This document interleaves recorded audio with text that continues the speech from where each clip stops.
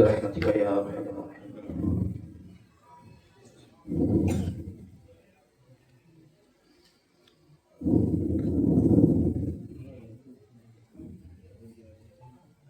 الحمد لله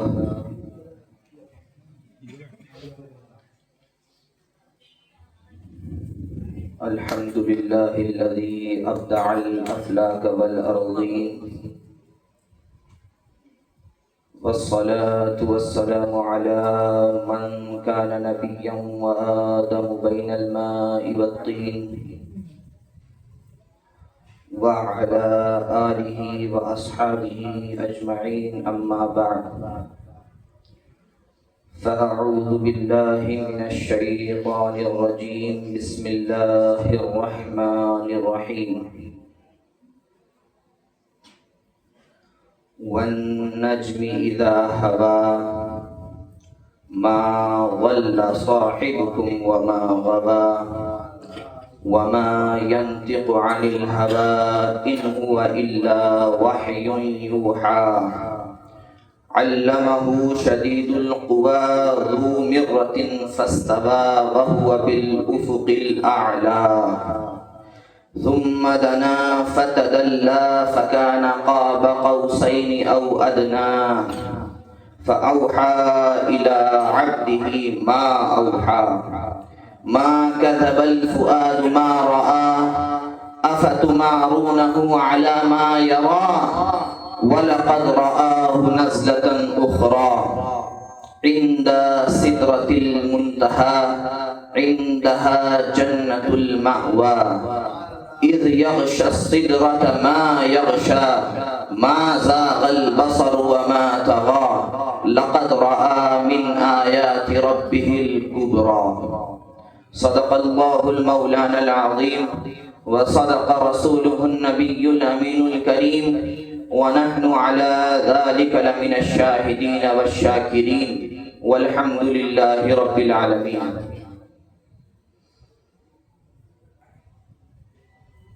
آغاز گفتگو سے قبل آئیے ہم اور آپ مل کر شفیع المذنبین انیس الغریبین رحمت للعالمین راحت العاشقین مراد المشتاقین شمس العارفین سراج السالکین مصباح المقربین محب الفقراء والغرباء والمساکین سید الثقلین نبی الحرمین امام القبلتین وسیلتنا فی الدارین صاحب قاب قوسین محبوب رب المشرقین والمغربین جد الحسن والحسین مولانا ومولا الثقلین ابی القاسم محمد ابن عبداللہ نورا من نور اللہ کی بارگاہ عالیہ میں درود و سلام کا نذرانہ پیش کری پڑھی اللہم صلی وسلم وبارک علی سیدنا محمد نور اللہ وروح العالمین وآلہ واصحابہ والانبیاء والملائکۃ اجمعین.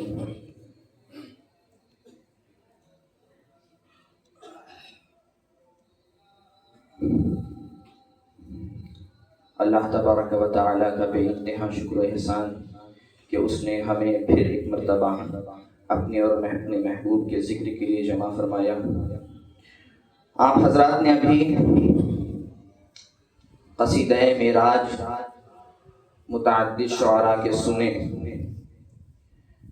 مگر زبان اردو میں ایک قصیدہ معراج جو شاہکار کی حیثیت رکھتا ہے، جس کا لکھنے والا بھی ایک عاشق صادق ہے.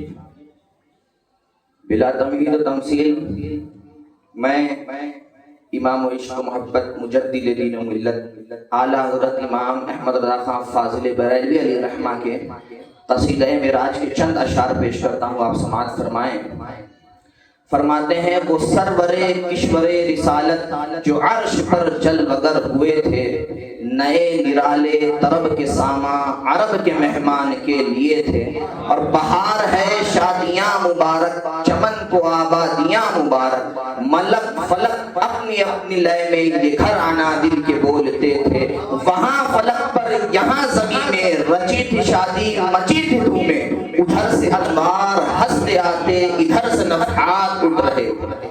اور فرماتے ہیں کہ اتار کر ان کے رخ کا صدقہ یہ بٹ رہا تھا نور کا باڑا،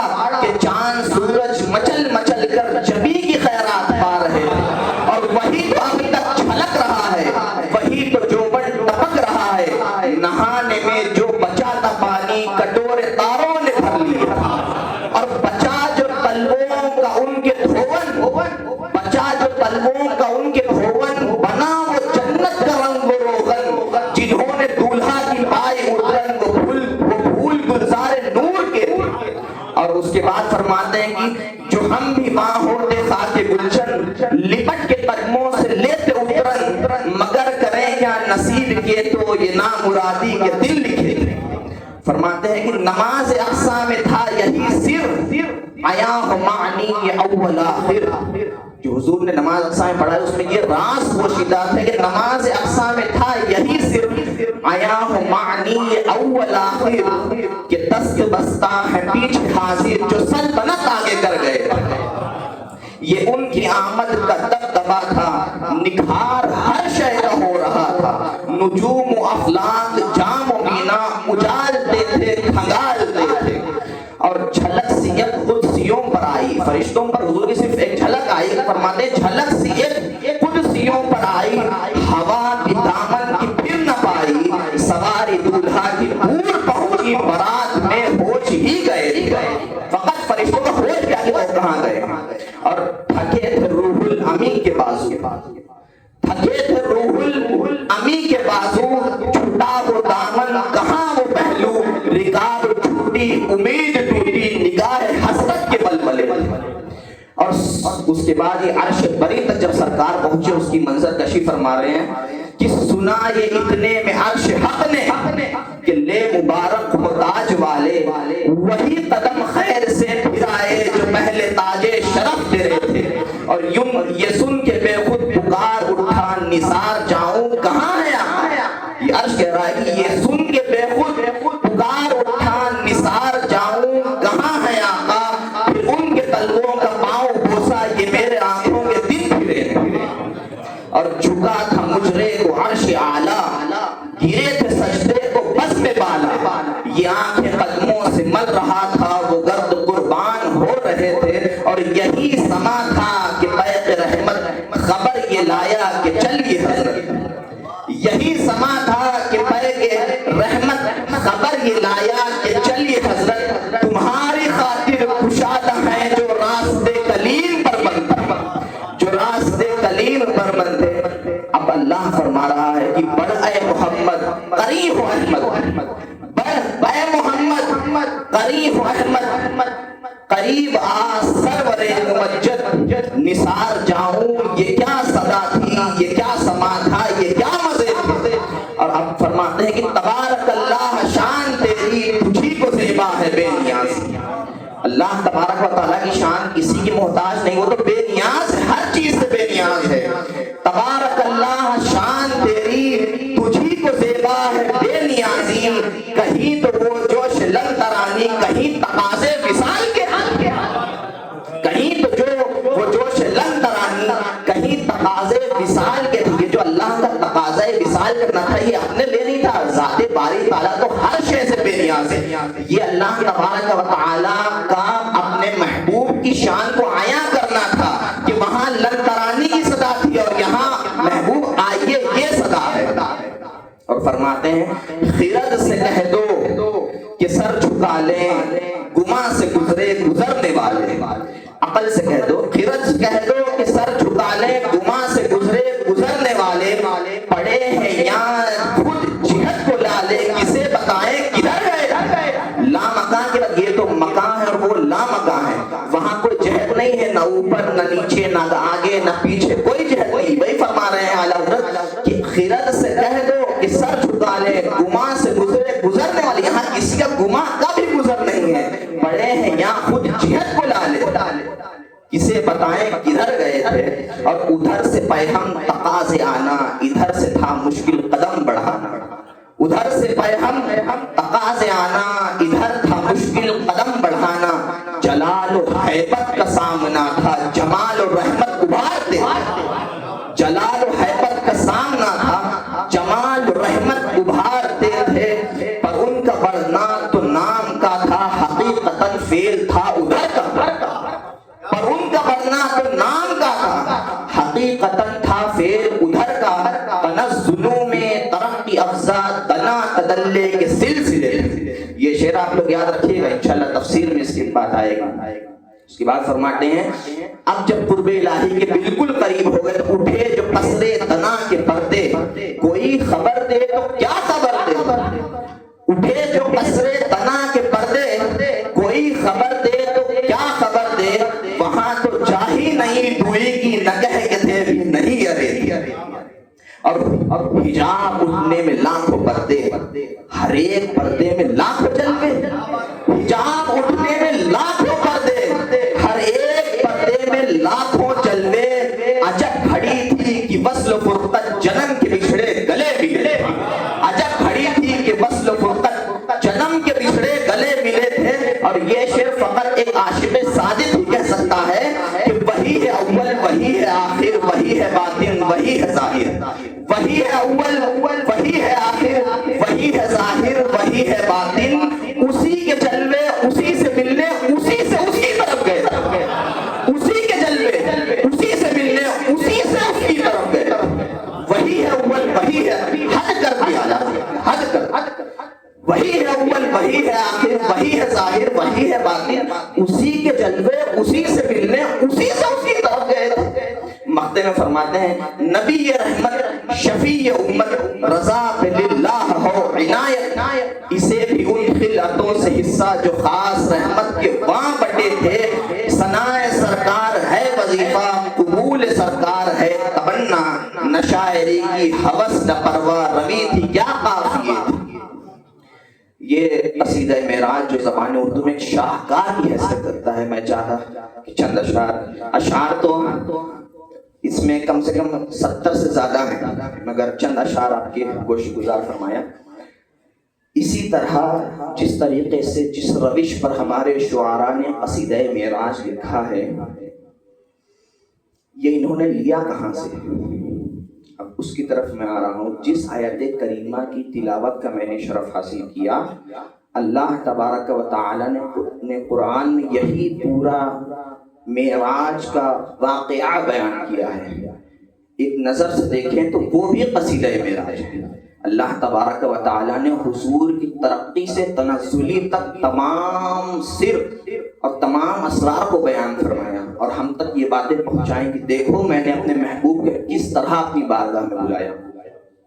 بلا تمہید میں نے جس آیت کریمہ کی تلاوت کا شرف حاصل کیا، اس کی ایک مختصر سی تفسیر آپ کے سامنے پیش کروں گا۔ اللہ رب العزت سے دعا ہے کہ وہ مجھے حق بولنے اور آپ کو حق سننے کی توفیق عطا فرمائے۔ اللہ تبارک و تعالی فرماتا ہے وَالنَّجْمِ إِذَا هَوَىٰ، قسم ہے اس ستارے کی جب وہ اترے۔ نجم کہتے ہیں عربی میں ستارے کو، اور عرب کے قواعد کے لحاظ سے عربی داں جو ہے نجم بول کر ثریا بھی مراد لیتے ہیں، اور ثریا کوئی ایک تارہ نہیں ہے، 7 ستارے کو ثریا کہتے ہیں، تو کبھی وہ نجم بول کر ثریا کو بھی مراد لیتے تھے۔ اور نجم جو ہے وہ ستارے یعنی کوکب کو بھی کہا جاتا ہے، کوکب بھی عربی کا ہی لفظ ہے جو ستارے کے معنی میں استعمال ہوتا ہے۔ اللہ تبارک و تعالی فرما رہا ہے کہ والنجم، اللہ قسم اٹھا رہا ہے، حالانکہ اللہ کی ذات کسی قسم کی محتاج نہیں ہے، اسے کیا فرق، اسے کیا چاہیے تھا کہ اپنے محبوب کی شان میں قسم کا لفظ استعمال کرے۔ قرآن نے متعدد جگہ اللہ نے قسم کا لفظ استعمال کیا ہے، یہاں بھی فقط تاکیداً آپ کو اہمیت سمجھانے کے لیے اللہ تبارک و تعالیٰ نے کہا والنجم، قسم ہے اس ستارے کی، اذا ہوا، جب وہ اترا۔ ہوا کے معنی میں بھی 2 معنی مستعمل ہیں۔ ہوا، لفظ ہوا عربی میں تنزلی کو بھی کہتے ہیں اور ترقی کو بھی کہتے ہیں، یعنی اوپر چڑھنے کو بھی لفظ ہوا سے تعبیر کیا جاتا ہے۔ کبھی ہوا کا لفظ اوپر چڑھنے کے معنی میں استعمال ہوتا ہے، اور کبھی ہوا کا لفظ نیچے اترنے کے معنی میں استعمال ہوتا ہے۔ تو اللہ تبارک و تعالیٰ نے یہاں دونوں باتیں بیان فرما دی کہ وَالنَّجْمِ إِذَا هَوَىٰ، کہ ستارے کی قسم جب وہ اوپر آیا اور جب وہ نیچے گیا، جب وہ اوپر آیا اور جب وہ نیچے گیا، ما غل صاحبکم وما غوی۔ اب اللہ تبارک و تعالی فرما رہا ہے کہ تمہارے صاحب نہ بھٹکے نہ بے راہ ہوئے۔ ضلال کہتے ہیں صراط مستقیم سے ہٹ جانا، اپنی جو راہ ہے اس راہ سے ہٹ کر کسی اور راہ پر چلے جانا، اور غوا کہتے ہیں کہ جو عقیدہ صادقہ ہے اس سے ہٹ کر دوسرے عقائد میں چلے جانا۔ تو اللہ تبارک و تعالیٰ نے بالکلیہ اپنے محبوب کی ذات سے ہر چیز، ہر نقائص کی نفی فرما دی کہ ما ضل صاحبکم وما غوا، کہ تمہارے جو صاحب یہ محمد الرسول اللہ ہیں یہ نہ کبھی بھٹکے نہ کبھی بے راہ ہوئے۔ یعنی اللہ تبارک و تعالیٰ نے جس راہ کا انتخاب کیا، جسے اللہ تبارک و تعالیٰ نے صراط مستقیم کہا، زمانہ طفولیت سے لے کر عہد شباب اور اس کے بعد نبوت کے ظاہر کرنے تک اور اس کے بعد ظاہری دنیا سے پردہ کرنے تک، کسی وقت رسول اللہ صلی اللہ علیہ وآلہ وسلم کا ایک قلم بھی صراط مستقیم سے نہیں ہٹا۔ یہ قرآن خود کہہ رہا ہے ما ضل صاحبکم وما غوا، یہ تو اس کی ظاہر تفسیر ہوئی۔ اس میں ایک تفسیر یہ بھی آتی ہے کہ جب وہ چڑھے آسمان کی طرف تب بھی اپنی راہ سے بے راہ نہیں ہوئے، جہاں جانا تھا وہیں گئے، راستے میں کہیں ادھر ادھر نہیں ہوئے۔ ما ضل صاحبکم وما غوا، یعنی میرا محبوب جب میرے پاس آیا تو وہ کسی راہ میں بھٹکا نہیں، جس راہ پر چل کر مجھ تک آنا تھا اسی راہ کے ساتھ مجھ پر آیا۔ اب مزید اللہ تبارک و تعالیٰ فرماتا ہے کہ وما ينطق عن الهوى، یہ میرا محبوب ایسا ہے کہ اپنی خواہش سے کچھ کہتا ہی نہیں، یہ اپنی خواہش سے کچھ نہیں کہتا۔ وما ينطق عن الهوى ان هو الا وحی یوحى، مگر یہ وہی کہتا ہے جو میں اس کی طرف وحی فرماتا ہوں۔ یعنی اللہ تبارک و تعالیٰ جو وحی فرماتا ہے وہی رسول اللہ کہتے ہیں۔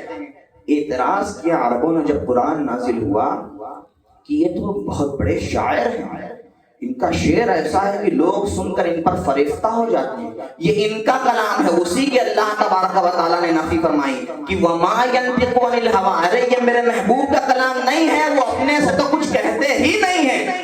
ان ہوا الا وحی یوحی، میں ان کی طرف جو وحی فرماتا ہوں وہی کہتے ہیں۔ آپ ایک اعتراض یہاں پہ یہ بھی ہو سکتا ہے کہ بھئی قرآن جو وحی نازل ہوئی ہے حضور اکرم صلی اللہ علیہ وسلم، وہ تو ایک قرآن کی شکل میں ہے۔ حضور اپنی پوری زندگی میں فقط قرآن جتنا تو نہیں بولے ہیں، اس کے علاوہ بھی کئی الفاظ بولے ہیں۔ بھائی پوری زندگی حضور نے کلام فرمایا، ہر ایک لفظ، تو مفسرین نے کہا ہاں ہر ایک لفظ من جانب اللہ ہے۔ ایک ہوتی ہے وحی مطلوع جس کی ہم تلاوت کرتے ہیں، جس کو قرآن کہا جاتا ہے، اور ایک ہوتی ہے وحی غیر مطلوع، یعنی ہم جس کی تلاوت نہیں کرتے، جس کو احادیث کہا جاتا ہے۔ حضور کی زبان مبارک سے نکلا ہوا ہر لفظ وحی الہی، چاہے وہ وحی مطلوع کی حیثیت میں ہو یا قرآن کی شکل جو ہمارے پاس موجود ہے، یا وحی غیر مطلوع کی شکل میں جو احادیث مبارکہ حضور کے تمام فرمان جتنے الفاظ استعمال کیے سب اللہ کی من جانب اللہ تھا۔ حضور کے دل پر الہام و القاء اور وحی کے ذریعے حضور صلی اللہ تعالی علیہ وآلہ وسلم کلام فرماتے تھے۔ تو اللہ تبارک و تعالیٰ وہی فرماتا ہے کہ وما ينطق عن الهوى، میرا محبوب تو ایسا ہے کہ یہ کچھ اپنی خواہش سے کہتا ہی نہیں ہے۔ ان هو الا وحی یوحی، مگر جو میں اس کی طرف وحی فرماتا ہوں یہ وہی بات آپ لوگوں کو بتاتے ہیں۔ ان هو الا وحی یوحی علمہ شدید القویٰ، پھر اللہ تبارک و تعالیٰ فرما رہا ہے کہ اس کو بڑی طاقت و قوت والے نے علم دیا ہے، اس کو بڑی طاقت و قوت والے نے علم دیا ہے۔ یعنی اللہ تبارک و تعالیٰ نے یہاں پہ بھی دو احتمالات مفسرین نے لکھا ہے کہ اللہ تبارک و تعالیٰ نے حضرت جبریل علیہ السلام کے ذریعے نہ وحی فرمائی، تو حضرت جبریل علیہ السلام کو ذو القوت فرمایا کہ بڑے قوت والے نے اسے علم دیا، یعنی اللہ سے لے کر حضرت جبریل علیہ السلام نے دیا۔ اور حضرت جبریل علیہ السلام کہ اللہ تبارک و تعالیٰ نے جو قوت فرمایا ان کی قوت کا اندازہ کیا ہو سکتا ہے۔ ارے جب قوم لوط پر عذاب نازل ہونا تھا تو حضرت جبریل علیہ السلام نے اس زمین کو اٹھا کر اتنی طاقت ان کے پر میں ہے کہ آسمان کے قریب لے کر چلے گئے۔ مفسرین فرماتے ہیں کہ آسمان کے فرشتوں نے زمین پر رہنے والے مرغوں کی بانگ اور کتوں کی چہچہاہٹ آسمان والوں نے سنی، اتنا اوپر لے گئے تھے۔ یہ طاقت زمین کو اتنی اوپر لے جا کر ایسے پلٹ دی زمین، یہ حضرت جبریل علیہ السلام کی طاقت۔ 600 پر اللہ تبارک و تعالیٰ نے حضرت جبریل علیہ السلام کو عطا کی، اسی لیے اللہ نے فرمایا کہ علمہ شدید القویٰ، ان کو ایک شدید قوت والے نے علم دیا۔ حالانکہ مفسرین یہاں لکھتے ہیں کہ یہاں ذات جبریل مراد نہیں ہے بلکہ خود اللہ تبارک و تعالیٰ کی ذات مراد ہے، کہ اللہ نے حضور کو علم اگرچہ بواسطہ جبریل دیا ہو مگر دینے والا علم تو باری ذات اعلیٰ کی ذات ہے. علمہ شدید القوی ذو مرۃ فاستوی، اور اس نے آسمان کے کنارے میں استوا فرمایا. یعنی یہ اب حضور کی معراج کی بات وہیں سے آ رہی ہے کہ حضور آسمان کے کنارے پہ تھے، اتنے عروج پر حضور کے ذو مرۃ فاستوی وہو بالافق الاعلی، یہ آسمان کے بالکل کنارے پر پہنچ گئے. میرا محبوب میں نے اس کو ایسی بلندی عطا فرمائی اور ایسی جگہ اپنا علم عطا فرمایا کہ یہ بالکل آسمان کے کنارے پر پہنچ گئے. وَهُوَ بِالْأُفُقِ الْأَعْلَى، اب آسمان کے کنارے پر جہاں دنیا کی حد ہو جاتی ہے. پھر فرماتے ثُمَّ دَنَا فَتَدَلَّى، پھر میرا محبوب اس علم کے ساتھ جو میں نے دیا تھا اور قریب ہوا. ثُمَّ دَنَا فَتَدَلَّى، دنا کہتے ہیں قربت کو، کسی کے قریب ہو جانا دنا کہتے ہیں. ثُمَّ دَنَا، پھر قریب ہوا. فَتَدَلَّى، اور مزید قریب ہوا. اب یہاں پر بھی جو دنا کا فعل ہے، اللہ کا مفسرین فرماتے ہیں کہ یہاں دنا اور تدلا دونوں قریب کی معنی ہے. دنا قریب ہونا، تدلا اور مزید قریب ہونا. تو فرماتے ہیں ہمارے مفسرین کہ ہم دنا کا فاعل رسول اللہ صلی اللہ علیہ وسلم کو بنائیں گے. یعنی ثم دنا، پھر قریب ہوا.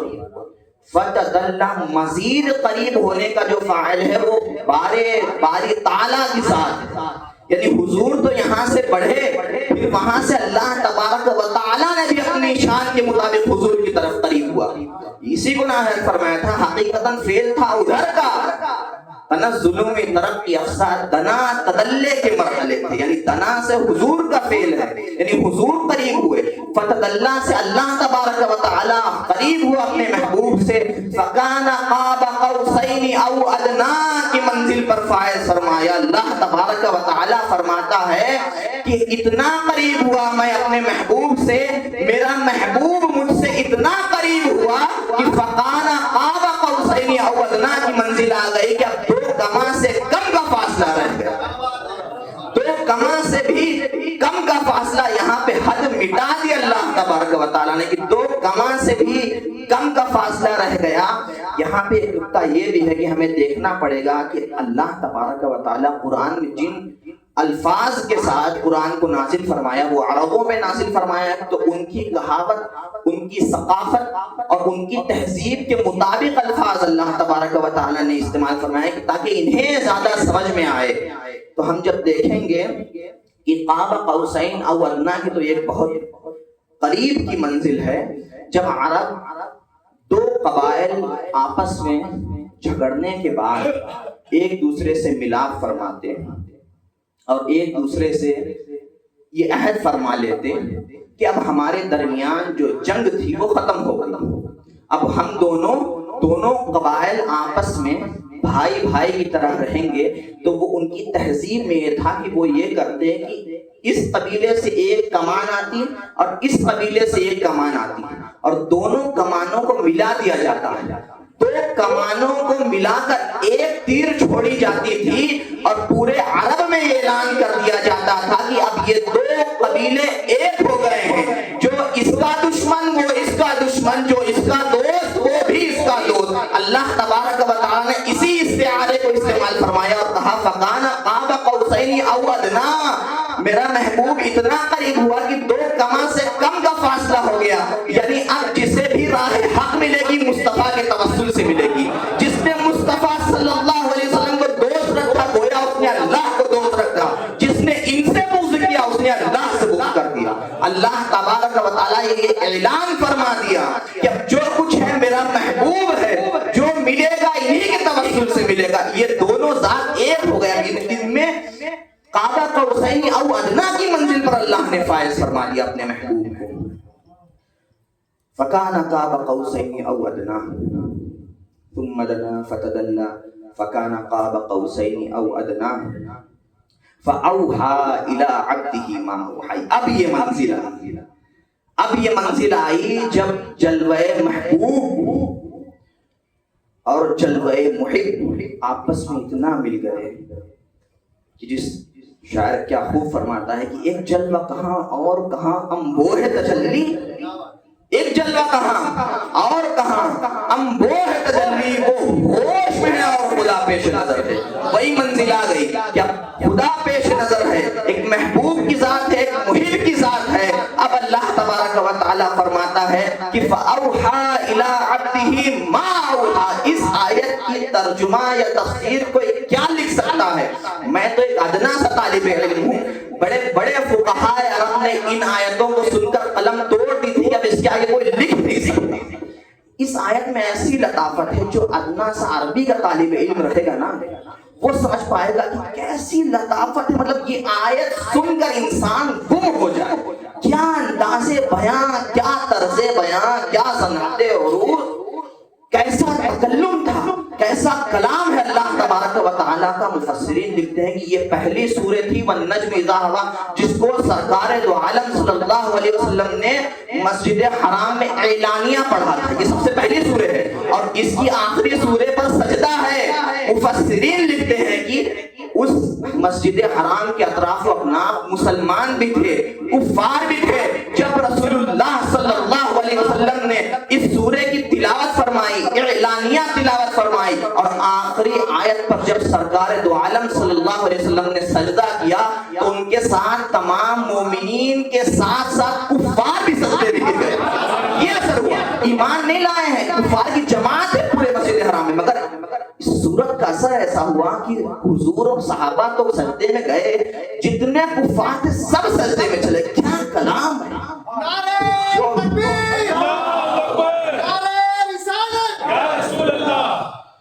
تو جو طالب علم اتنا سا بھی عربی کا رہے گا وہ سمجھ سکے گا کہ اس میں ایسی لطافت ہے، فَأَوْحَىٰ إِلَىٰ عَبْدِهِ مَا أَوْحَىٰ، کوئی بیان کے باہر ہے اس آیت کے۔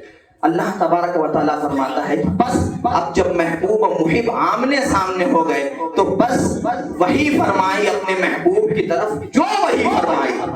فَأَوْحَىٰ إِلَىٰ عَبْدِهِ مَا أَوْحَىٰ، میں نے اپنے محبوب کی طرف وہی فرمائی جو وہی فرمائی۔ اس کا ترجمہ ہی یہی ہے، کوئی سمجھ ہی نہیں سکتا کہ کیا وہی فرمائی۔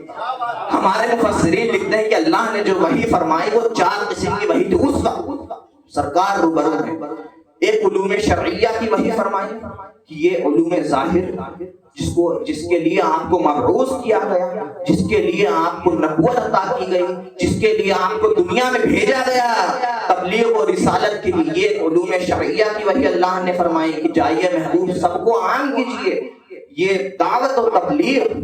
اور فرماتے ہیں کہ علوم معرفت بھی اللہ تبارک و تعالیٰ نے حضور کو اسی وقت دیا جس کو خاص میں پھیلانا ہے۔ عوام الناس کے علاوہ جو خواص ہیں ان کے لیے بھی علوم اللہ تبارک و تعالیٰ نے وہی فرمایا۔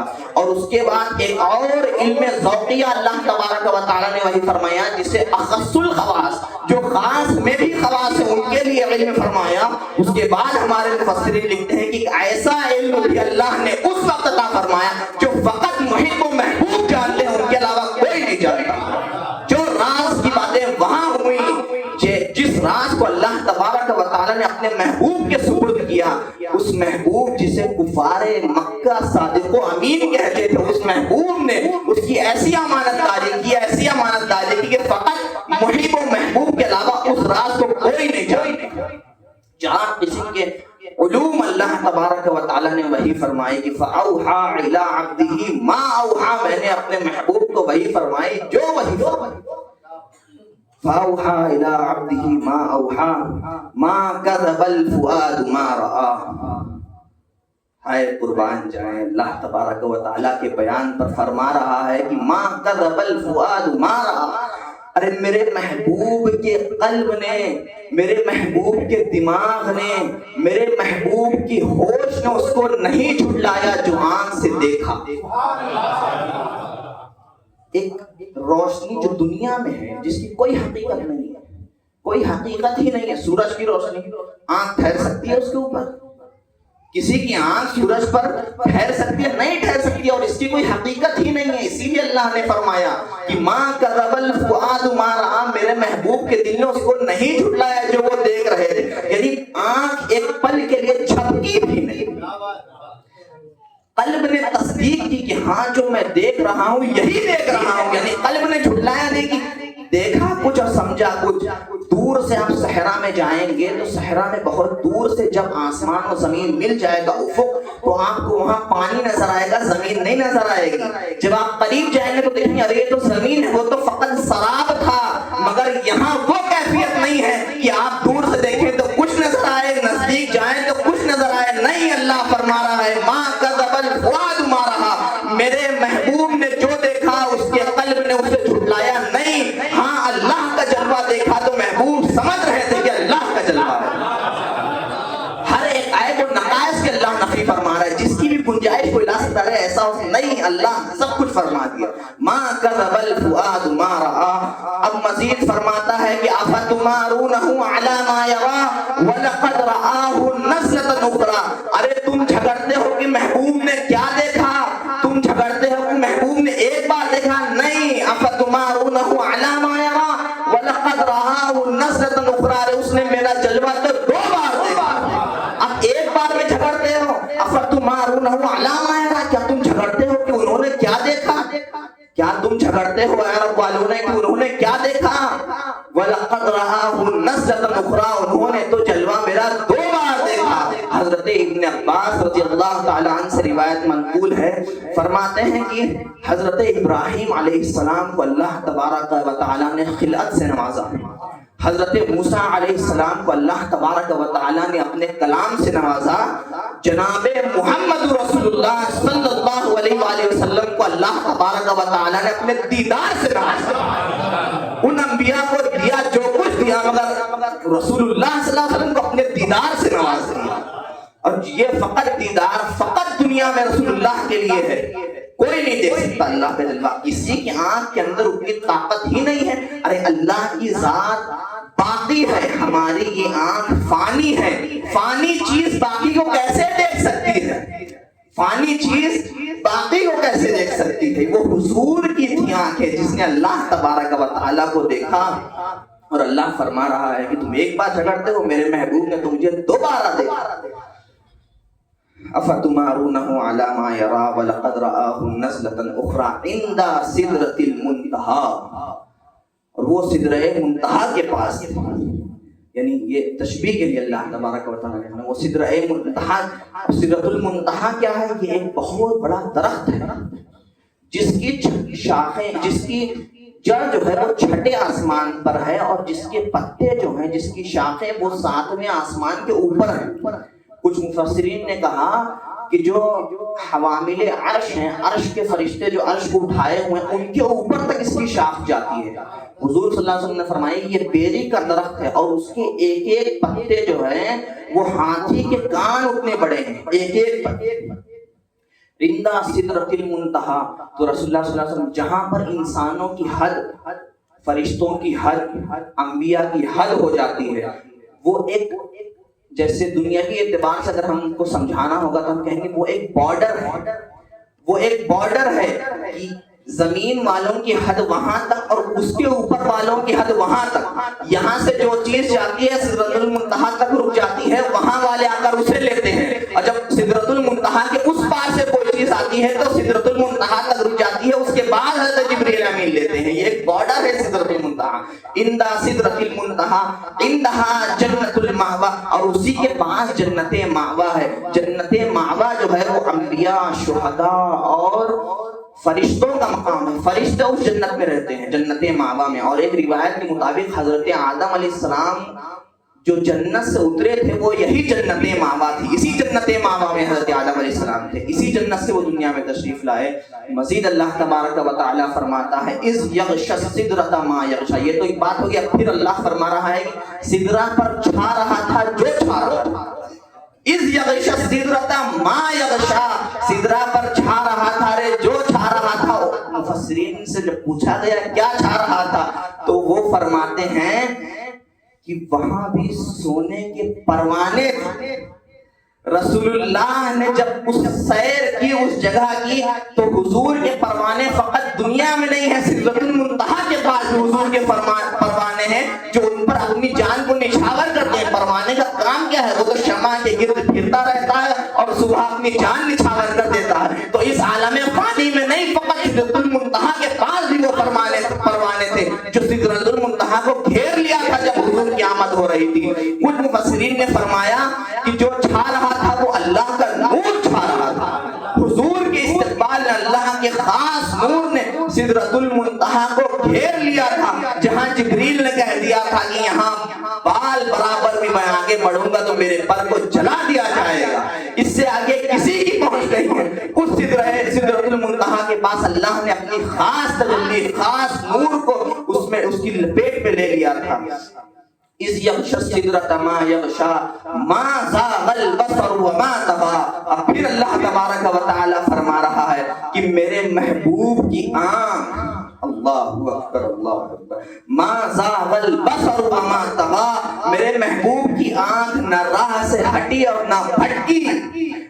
جس طرح ایک بہت بڑی روشنی کو دیکھ کر کسی کی آنکھ جھپکتی ہے, حضور کے ساتھ وہ معاملہ ہی نہیں ہوا. اللہ تعالیٰ خود فرما رہا ہے ما زاغ البصر وما طغی, میرے محبوب کی آنکھ نہ جھپکی نہ حد سے بڑھی. جس کو تکنا تھا اسی کو تکا, جس کو دیکھنا تھا اسی کو دیکھا. ما زاغ البصر وما طغی لقد رأى من آیات ربہ الکبریٰ. اور پھر مزید فرماتا ہے کہ اپنے رب کی بڑی بڑی نشانیاں دیکھیں, اپنے رب کی بڑی بڑی نشانیاں دیکھیں. یہ سورہ والنجم کی 18 آیت ہیں جو قصیدہ معراج کی شکل میں ہمیں ملی, جس میں اللہ تبارک و تعالیٰ اپنے محبوب کے واقعہ معراج کو تفصیلاً ذکر فرما رہا ہے. فرماتا ہے کہ اس اللہ تبارک و تعالیٰ کی بڑی بڑی نشانیاں دیکھیں. اور یہ تو اعجاز رسول تھا, یہ تو اعجاز رسول تھا کہ عشق کی ایک جست نے طے کر دیا قصہ تمام. عشق کی ایک جست نے طے کر دیا قصہ تمام. اس زمین و آسمان کو بے گراں سمجھا تھا میں, اس زمین و آسمان کو بے گراں سمجھا تھا میں. اب یہاں پہ صوفیہ کرام کا ایک بہت بڑا طبقہ بڑی لطیف, بڑا ہی لطیف نقطہ ہمیں دیتا ہے. حضرت شیخ عبد القدوس گنگوہی رحمۃ اللہ علیہ, بہت بڑے بزرگ گزرے ہیں, وہ فرماتے ہیں کہ اللہ تبارک و تعالیٰ اپنے محبوب کی کیسی شان بیان فرما رہا ہے کہ اپنے محبوب کو اپنا دیدار بھی کرایا, اپنی تمام بڑی بڑی نشانیاں بھی دکھائی. جنت و کوثر, تسنیم و سلسبیل, دوزخ, ہر چیز کو اپنے محبوب کے سامنے اللہ نے رکھ دیا کہ محبوب دیکھیے, دیکھیے میں نے کائنات کیسی بنائی ہے. اب اللہ کے حضور جا کر حضرت شیخ عبد القدوس گنگوہی فرماتے ہیں کہ اگر میں ہوتا تو واپس نہ آتا, میں ہوتا اس قرب الہی کے مزے کہاں اس فانی دنیا میں. فرماتے ہیں کہ اسی لیے تو اللہ تبارک و تعالیٰ قسم کھا رہا ہے والنجم اذا ہوا. ارے قسم ہے اس ستارے کی جب وہ اترے. یہ تو حضور کا معجزہ ہے, اتنی بڑی تجلی, دیدار الہی اپنے اس آنکھوں کو دیکھنے کے بعد حضور نے اس فانی دنیا میں تشریف لایا. کس کے لیے؟ ہمارے لیے لے کر آئے کہ رشد و ہدایت کو جو معاملہ ہے, انسانیت کا جو معاملہ ہے وہ رک جائے گا. ارے حضور کا اس فانی دنیا میں تشریف لانا ساری امت کے لیے فیض ہے. فقط امت اجابت نہیں, مسلمان نہیں, امت دعوت یعنی کفار کے لیے بھی حضور کی یہ عظمت ہے, حضور کا یہ معجزہ ہے کہ حضور ہم گناہگاروں کے لیے اس ملائے اعلیٰ قاب قوسین او ادنا کی منزل سے تشریف واپس اس فانی دنیا میں لے کر آئے, ہماری رشد و ہدایت کے لیے, ہمارے لیے تشریف لائے. یہ حضور کا بہت بڑا معجزہ ہے کہ باری تعالیٰ کا دیدار کرنا اور اس اندھیری دنیا میں پھر تشریف لانا. یہ ایک بہت ہی لطیف نقطہ تھا جو ہمارے صوفیہ کرام نے ہمارے سامنے پیش کیا کہ رسول اللہ صلی اللہ علیہ وسلم کی عظمت کو سمجھیے, ان کے مقام و مرتبے کو سمجھیے. اسی لیے اللہ تبارک و تعالیٰ نے والنجم اذا ہوا سے مخاطب فرمایا کہ قسم ہے اس ستارے کی جب وہ چڑھا. ہوا کا معنی میں نے پہلے ہی بتا دیا تھا کہ دونوں معنی میں استعمال ہوتا ہے, اوپر جانے کے اور نیچے آنے کے. تو اللہ تبارک و تعالیٰ نے اس ایک آیت میں پوری بات ختم کر دی کہ اس ستارے کی قسم, اگرچہ اس نجم یعنی ستارے میں بہت سارے اقوال ہیں, مگر حضرت امام جعفر صادق رضی اللہ تعالیٰ عنہ فرماتے ہیں کہ نجم سے مراد کوئی اور ذات نہیں, محمد رسول اللہ صلی اللہ علیہ وسلم کی ذات ہے.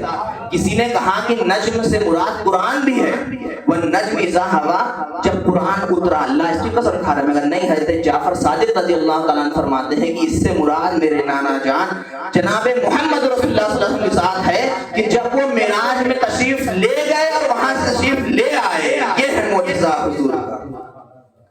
اور قرآن نے ہمیں معراج کا معجزہ جو ہے ہمیں یہی درس دیتا ہے کہ وہاں سے جو تحفہ ملا سب کو معلوم ہے۔ جتنے فرائض ہم پر فرض ہوئے، جتنے فرائض ہیں سب وحی کے ذریعے فرض کیے گئے۔ اللہ تبارک و تعالیٰ کی توحید کا اقرار، رسالت کا اقرار کرنے کے بعد نماز ہی ایک ایسی عبادت ہے جس کو اللہ تبارک و تعالیٰ نے بالمشافہ محمد رسول اللہ صلی اللہ علیہ وسلم نے دیا، ڈائریکٹ، بغیر کسی واسطے کے۔ حضرت جبریل نہیں تھے پیچھے، اللہ تبارک و تعالیٰ نے دیا تحفہ میں نماز۔ اے محبوب یہ ہے میری عبادت کا تحفہ، یہ لے جائیے۔ کوئی محبوب جب کسی کے گھر جاتا ہے تو کوئی تحفہ دیتا ہے نا، بالکل تحفہ دیتا ہے۔ کوئی مہمان آیا ہے تو اسے بغیر نذرانے کے، بغیر تحفے کے واپس نہیں کرتا۔ تو یہ روش دنیا والوں کی نہیں ہے، یہ تو اللہ تبارک و تعالیٰ کی سنت ہے کہ جب اللہ تبارک و تعالیٰ نے اپنے محبوب کو اپنے قرب خاص میں جگہ عطا فرمائی تو انہیں واپس بھیجنے کے وقت ایک تحفہ عطا فرمایا، اور وہ نماز کا تحفہ عطا فرمایا۔ یہی نماز ہے جسے رسول اللہ صلی اللہ علیہ وسلم نے معراج سے ہمارے لیے لے کر آئے۔ ہمیں چاہیے کہ جو بھی باتیں ہم نے سنی، کہنے سننے سے زیادہ اس پر عمل کرنے کی توفیق اللہ تبارک و تعالی عطا فرمائے۔ استغفر اللہ ربی من کل ذنب واتوب الیہ وما علینا الا البلاغ۔ السلام علیکم ورحمۃ اللہ وبرکاتہ۔